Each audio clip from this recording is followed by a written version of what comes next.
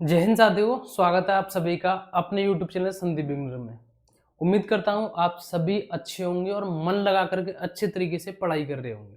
देखिए, आज आपके कुछ डाउट हैं, उनको लेकर के बात करेंगे। यानी कि सबसे पहला जो बड़ा डाउट है, या मैं ये कहूँ कि सबसे बड़ी जो समस्या है, वो आपकी बिल्कुल भी कम होने को नहीं दिखाई दे रही है, आपके फॉर्म की गलतियों को लेकर के।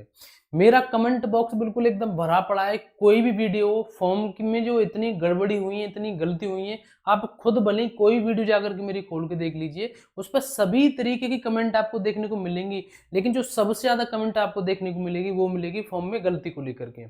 और गलती का भी मतलब एक होता है कि इस तरीके की ये गलती मानी जा सकती है, ये गलती है। लेकिन एक होता है कि ये तो बिल्कुल घोर लापरवाही है। तो क्या आपके फॉर्म रिजेक्ट होंगे? गलती तो इस तरीके की कि फॉर्म रिजेक्ट हो सकते हैं या होने चाहिए उस हिसाब से, तो उसके ऊपर बात करेंगे। दूसरा ये कि जिनके ऑनलाइन रिजल्ट वाले क्या करें, यानी कि डिग्री वालों की अभी तक समस्या थी कि डिग्री वाले भैया फॉर्म कैसे भरेंगे जिनके पास डिग्री नहीं है। कुछ लोगों का ये कहना था कि प्रोविंशियल डिग्री से भर देंगे फॉर्म या नहीं भर पाएंगे।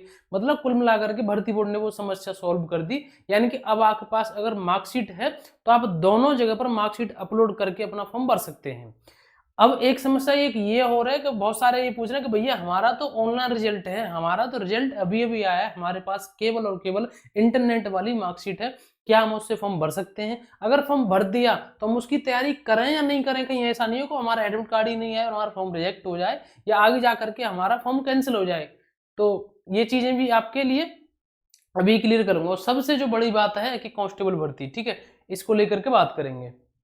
देखो, ये वो गलती है जो मैं अभी आपसे कह रहा था। आप इनको ना, ये मतलब मैंने तो बस ये केवल बताने के लिए कुछ स्क्रीनशॉट लगा दिए, दो तीन ये वीडियो से जस्ट एक दो मिनट पहले ही मैंने यहाँ लगा दिया कि कम से कम दिखाऊं तो सही दो चार स्क्रीनशॉट। नहीं तो कमेंट बॉक्स में इतने कमेंट है कि बहुत ज्यादा। अब आप एक यहाँ पर चीज देखिए, हो सकता है आपको अच्छे तरीके से साफ दिखाई दे रहा हो। आप एक चीज देखिए यहाँ पर कि इसमें क्या लिखा हुआ है, एक बार पढ़ के देखिए। हालांकि मैंने ये जो नाम है उनके वो हाइड कर दिए, पर्सनल किसी के ऊपर वो नहीं कर रहा हूं मैं, बस गलती दिखा रहा हूं कि किस लेवल की गलती है। गलती है या लापरवाही है? देखो भैया, मेरी ग्रेजुएशन की मार्कशीट की जगह किसी दूसरे लड़के की मार्कशीट अपलोड हो, मतलब किसी ग्रेजुएशन की मार्कशीट की जगह किसी दूसरे लड़के की मार्कशीट और डिग्री की अपलोड हो गई है, तो क्या मेरा फॉर्म रिजेक्ट हो जाएगा? अब आप देख सकते हैं, दोबारा देखिए भैया, मेरी ग्रेजुएशन की मार्कशीट की जगह किसी दूसरे लड़के की मार्कशीट और डिग्री अपलोड हो गई है, तो क्या मेरा फॉर्म रिजेक्ट हो जाएगा? यानी कि अगर नाम में गलती हो जाए, डेट ऑफ बर्थ में गलती हो जाए, हमारी कोई मतलब कोई डाटा है वहां पर, वो डिजिट में गलती होगी हमसे, वो चलता है कि गलती का भी एक वो रहता है ना कि पैरामीटर के, हाँ यहाँ तक गलती मानी जा सकती है, गलती इस तरीके की होती है। लेकिन क्या ऐसी गलती होती है कि मेरे डॉक्यूमेंट्स की जगह पर मैं किसी दूसरे का डॉक्यूमेंट्स ही अपलोड कर दूं? इतना तो उम्मीद कोई नहीं करता है आपसे। ठीक है, हो सकता है आप ये भी कह सकते हैं कि आप ज्ञान बांट रहे हो, आप यहाँ पर आकर के गलती आपसे भी हो जाती है। जब जिस पे गलती होती है ना, या जिसकी होगी उससे पूछो उस पर क्या बीतती है। मान लिया गलती होने के बाद तो टेंशन होती है, लेकिन क्या इस तरीके की गलती, आप एक ग्रेजुएशन किए हुए छात्र हो, आपने ग्रेजुएशन कर रखी, आपसे इस तरीके की उम्मीद नहीं करता है कोई। और मैं हर वीडियो में ये बात, गलती वाली बात हर वीडियो में कह रहा हूँ कि गलती करिए, लेकिन इस तरीके की गलती मत करिए। मैंने पिछली वीडियो में भी यही बोला था कि इस तरीके की गलती मत करिए फॉर्म में, जो आपसे कोई गलती की भी उम्मीद नहीं कर सकता कि इतनी बड़ी गलती तो नहीं करेंगे कम से कम। नीचे देखिए भाई, मार्कशीट की जगह डिग्री अपलोड कर दी है और डिग्री की जगह मार्कशीट अपलोड कर दी है। अब आप खुद देख लीजिए, इस हिसाब से तो ये जो आप मतलब एक एसआई का फॉर्म भर रहे हैं आप ये, और एक एसआई में सेलेक्ट होने के लिए क्या है ये, आप सब देखिए। ठीक है, हालांकि मैं किसी का भी ये नहीं चाहता कि इनके फॉर्म रिजेक्ट हो जाए, इनके ऊपर बात करेंगे अभी। देखिए, अभी इनके ऊपर बताऊंगा मैं कि इनका फॉर्म रिजेक्ट होगा या नहीं होगा। सबसे पहले इसके ऊपर बात करते हैं। जो आप यहाँ पर देख सकते हैं, जो पहला पॉइंट है आप सभी का, पहला पॉइंट क्या है कि ऑनलाइन रिजल्ट वाले फॉर्म भर सकते हैं क्या?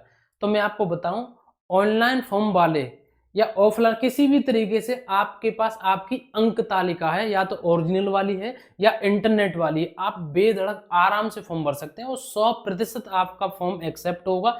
किसी भी प्रकार की कोई दिक्कत नहीं है, आप आराम से फॉर्म भरिए। अगर आपके पास इंटरनेट वाली यानी कि ऑनलाइन रिजल्ट है आपके पास, अभी अभी मतलब फॉर्म भरने की जो लास्ट डेट है उससे पहले आपका रिजल्ट आ गया, आप आराम से फॉर्म भरिए। और जो डिग्री वाली जो कॉलम है, डिग्री वाली जो अपलोड की जो जगह है और उसमें मार्कशीट वाली, दोनों जगह पर वही अपलोड कर दीजिए। अब बात ये आती है कि उसकी तो भैया डिग्री की संख्या मांग रहे हैं वहां पर, या मार्कशीट के जो नंबर होता है वो मांग रहे हैं, उसकी जगह पर आप अपना रोल नंबर डाल दीजिए। ठीक है, किसी भी प्रकार से कोई भी दिक्कत नहीं आएगी। ये तो बात क्लियर हो गई।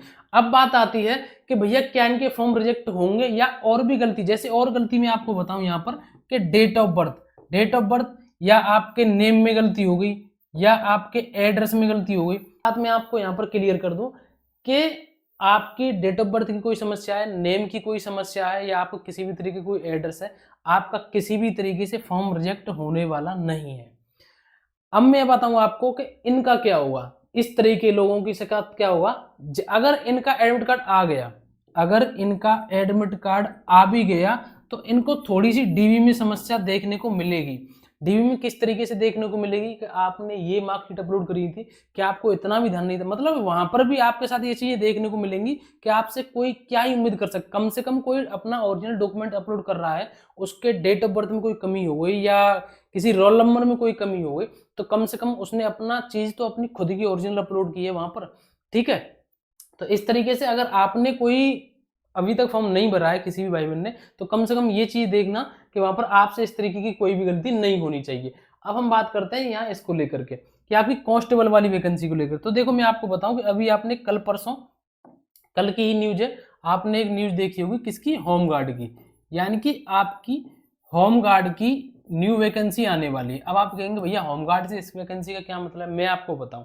ये जो वैकेंसी आएगी ये हमारा जो यूपी पुलिस का जो भर्ती बोर्ड है, उत्तर प्रदेश पुलिस जो भर्ती बोर्ड है, उसी की मदद से ये वैकेंसी निकलेगी होमगार्ड वाली, क्योंकि इसका जो नए बोर्ड का गठन होना है।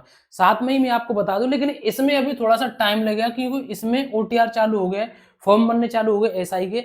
अब एसआई के फॉर्म से इसका ये कनेक्शन है, जो आप एसआई में फॉर्म भरेंगे वो आप ओटीआर करेंगे, वो उसी ओटीआर से आपका यहाँ पर फॉर्म भर जाएगा। तो ये वैकेंसी तो आपको देखने को मिलेगी क्योंकि यूपी पुलिस में अभी बहुत सारी अपॉर्चुनिटी आप सभी के लिए, एसआई की वैकेंसी आएगी, कांस्टेबल की भी ये भी मिलेगी, लेकिन ये बाद में आएगी। लेकिन इससे पहले ये वैकेंसी आपको देखने को मिलेगी कांस्टेबल वाली। अब बात ये आती है कि ये वैकेंसी आएगी कब। तो देखो मैं आपको बता दूं, अगर आपको कोई भी एक ये डेट फिक्स करके बता रहा है कि इस डेट में आ जाएगी, तो बिल्कुल गलत है। डेट आपको मैं भी नहीं बता रहा हूं, लेकिन जब भी ये वैकेंसी आएगी, पहली बात तो मैं आपको बता दूं कि इसमें किसी भी प्रकार से देरी नहीं होगी। यानी कि अब ऐसा नहीं कि आप ये सोच रहे हो कि ये साल 6 महीने लेट जाए, अब ये वैकेंसी आएगी ही नहीं, ऐसा कुछ नहीं है। ये वैकेंसी जल्दी देखने को मिलेगी आपको। लेकिन बात यह है कि जब ये वैकेंसी आएगी ना, आपको अचानक से देखने को मिलेगी। किस तरीके से अचानक से देखने को मिलेगी, जैसे आपने एसआई का देखा होगा, आप सभी को एसआई की पता है, ठीक है, आप सभी को एसआई की पता है कि जो आपकी एसआई की वैकेंसी आई थी उसमें आपने एसआई में देखा होगा कि भर्ती बोर्ड ने खुद बोला था कि हमारा जो नोटिफिकेशन है वो 7 दिन के अंदर आ जाएगा, और वो भी तब जब उन्होंने सभी ने ट्विटर अभियान चलाया था, उसके पहले किसी को नहीं पता था। नहीं तो अचानक से वो वैकेंसी आपके पास आनी ही थी। जिस दिन ये नोटिफिकेशन आया ना, उस टाइम पे फिक्स का था कि ये वैकेंसी तब आनी है। तो इसी तरीके से आपकी जो वैकेंसी है वो अचानक से आएगी। किसी भी तरीके से आपको ये नहीं रहना है कि हमारी वैकेंसी लेट आएगी तो हम पढ़ाई शुरू नहीं करें। आप एक बात बताइए कि अगर आपका नोटिफिकेशन आ गया तो क्या केवल उसी से आपका सिलेक्शन हो जाएगा? आपका सिलेक्शन होगा आपकी पढ़ाई से, ठीक है। तो अच्छे तरीके से पढ़ाई करें। अचानक से जब वैकेंसी आती है उसके बाद हम तैयारी शुरू करते हैं तो बहुत सारी दिक्कतें आती हैं। एकदम बिल्कुल माइंड फ्री रहेंगे। मेरे कहने से मैंने पिछली वैकेंसी में बताया था 60 ईयर पुलिस वाली में, और बहुत सारे अभ्यर्थियों को उस चीज़, मतलब किसी ने, अगर मैंने किसी से कह रहा हूँ बात मान ली तो उनका बहुत ज़्यादा फायदा हो उस चीज़ से। मैं इसीलिए आपसे भी कह रहा हूँ कि आप आज और अभी से अपनी तैयारी शुरू कर दीजिए।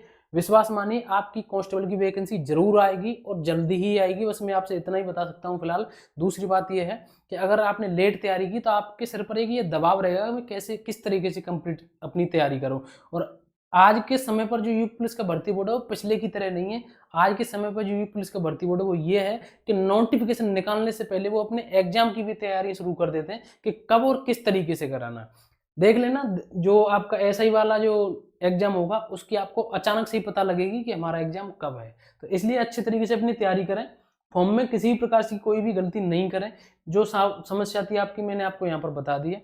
बाकी किसी से छोटी मोटी किसी भी तरीके की कोई समस्या हुई है, आपका नोटिफिकेशन आने के बाद ये समझ लीजिए आपने फॉर्म भर दिया, आपका एडमिट कार्ड जरूर आएगा। लेकिन जो आपने गलती करी है उसका एफिडेविट लगाना होगा आपको और वहां पर दिखाना होगा कि ये मुझसे गलती से हुआ है, ये सारी चीजें मेरे पास सही हैं और इस तरीके से वो आपको डीवी में देना पड़ेगा, ठीक है।